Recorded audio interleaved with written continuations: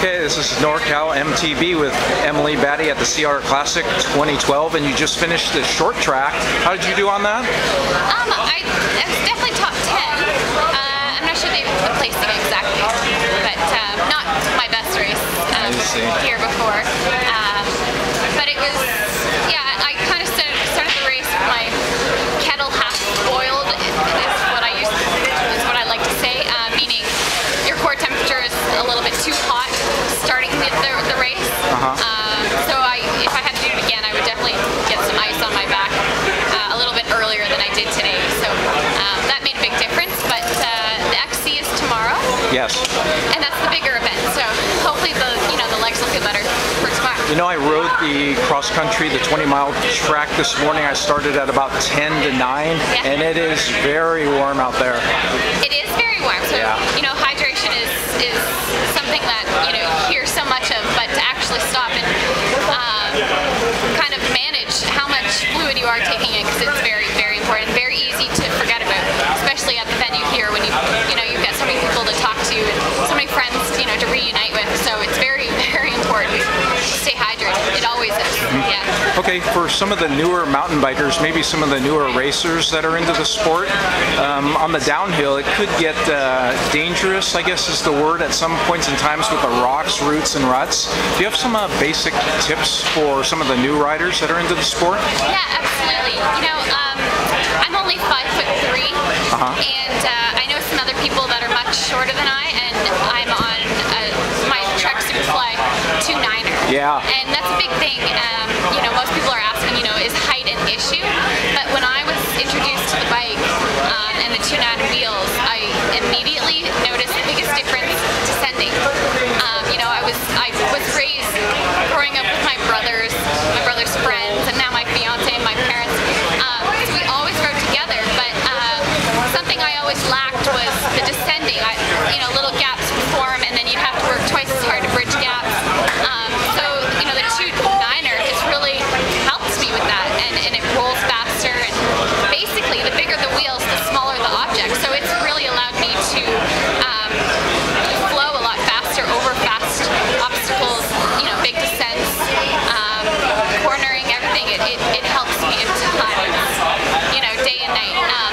Another few things I would recommend is little things to think about, but then do them to the point where it's so subconscious. Like, if it's a right-hand corner, make sure your right foot is back. It's like handwriting. We have a dominant hand, and most of us like to ride and descend with our right foot forward. But if it's a right-hand corner and you watch, BMX racing or motocross racing or whatever it may be, or other sports, when it's a right-hand corner, for balance purpose, make sure your right foot is back so you can really take advantage of your momentum and carving around the right-hand corner. And same goes for a left foot back, and then around the corner. That's a really good tip that most of us overlook and don't really think of, but something to keep in mind. Also, the 29er, since it's a bigger circumference rim and tire, your tire patch size is a little bit bigger than a 26, right? Yeah. If your tire patch size is bigger, you have a little more grip too. You do. You're right. So there's more contact surface on the ground, so you have more traction, pretty much. If it's a really loose track or trail, then I would go a bigger volume tire, maybe a 2.2. The Bond Trigger 291 in a 2.2 volume is what I've been racing on this entire year, and it's kind of my go-to tire. So it's really, it's one of those all-round, really grippy, really awesome and fast at cornering, but really fast in a straight line. How about picking a line on a technical descent? You got rocks, roots, and ruts. I knew you pre-ride the course, but do you have predetermined lines that you're taking when you're on the descent? Absolutely. When we're racing, it's very important you familiarize yourself with the track so you know the lines you want to take, and basically you want to find the fastest, most direct line, but also the lines that are safe for your tires. You don't want to put yourself in a situation where you could flat, so you want to find the most direct, fastest track through rocks. Sometimes there might be a section where you could go through rocks, but it might be faster and safer to go over the rock.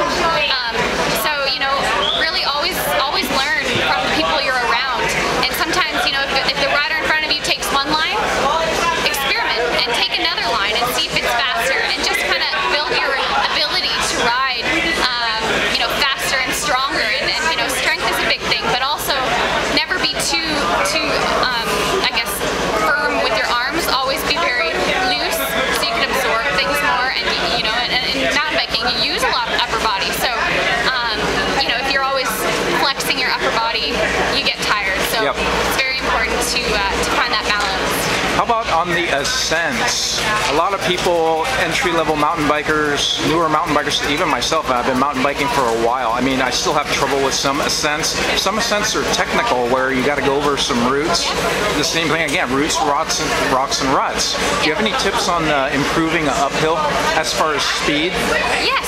Again, it's one of those things that sometimes we overthink, but I think your upper body placement is very important. You know, a lot of steep climbs, move your body weight forward on your saddle. Bring your body forward so you know you're balanced more. That way you don't have too much weight on the rear wheel and spin out. So it's important, you know. It might not be the most comfortable thing, but you learn to find, you know, based on the degree of the climb or the obstacle on the climb.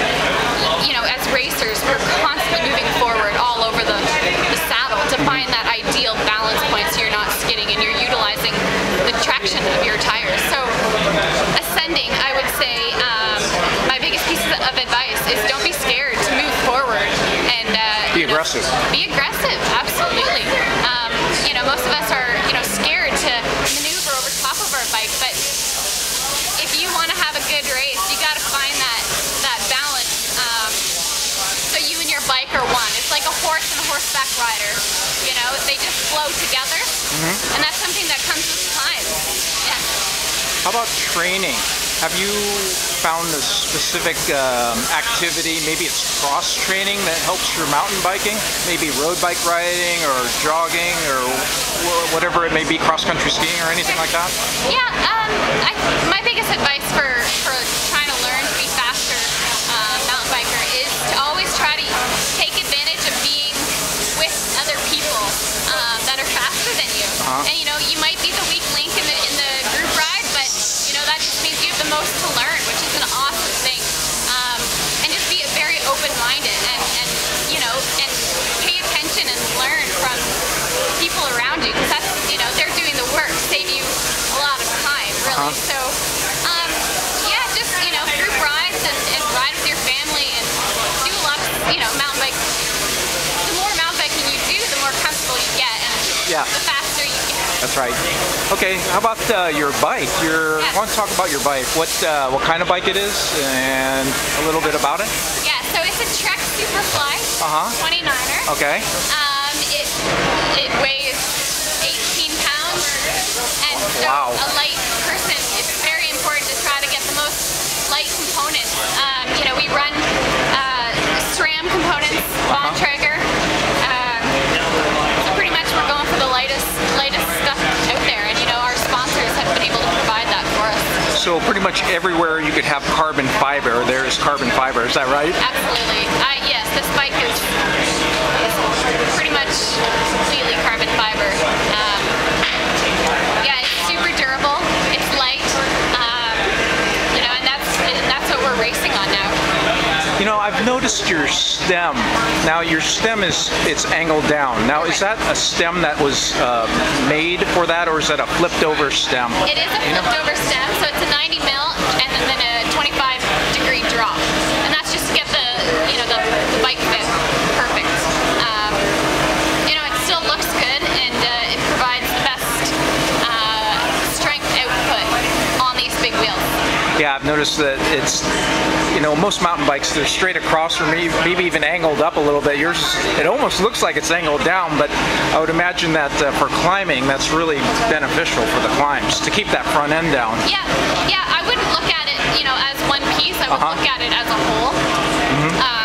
So if you took this frame and put it on 2.9 or 2.6 wheels, it would all balance out. So essentially this frame, this geometry setup right here is identical if I race in a 26-inch wheel.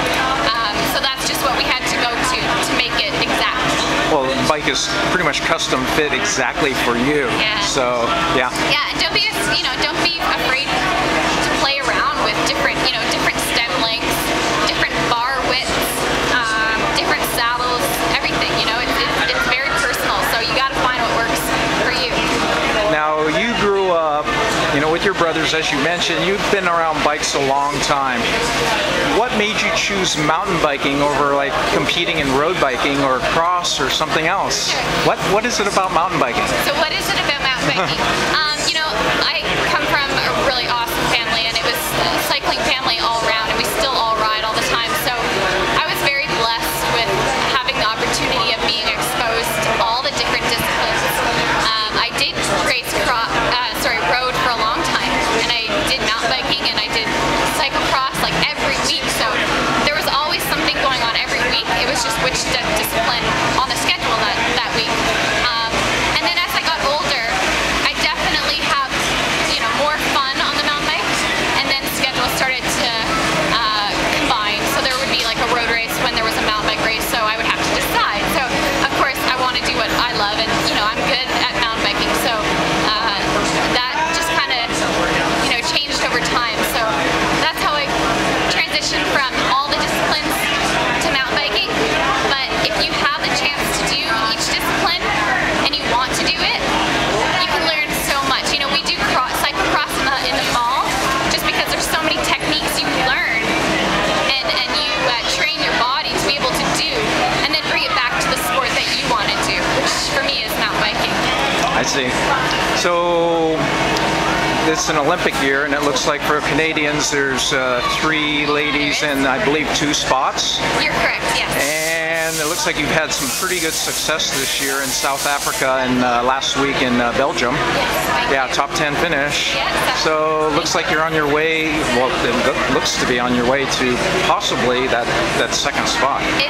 It's looking really good. It's it's one of those things. I feel like I was always that small girl looking up and wanting to go to the Olympics, but this last season and this year has been, it's like, holy cow, this is not just a dream, it's like a dream coming true, even, having it happen in the process of qualifying and actually going. But, our team, Canada has like an incredible women's team, and we've always in the past, all the history of women in mountain biking, we've always had a very, very strong team. So, there's 3 of us trying to get 2 spots, but, we trained incredibly well over the off season, and had a really good start to the year. We pretty much have to qualify from the 4 World Cups. We've done 2 now, like you said, South Africa and Filipinas, and then there's 2 more, Czech Republic and Le Brez in France, and then the team will be listed on June 8th. So it's looking really good, and I'm feeling really good. Yeah. The results look pretty good so far. Thank you. So after tomorrow's cross-country race, your next race is it the June? It'll be, that'll be Czech Republic World Cup. I see. In 2.5 weeks time. I see. Yeah. Okay, this is Emily Batty. Thank you very much for your time. Thank you so much. All right.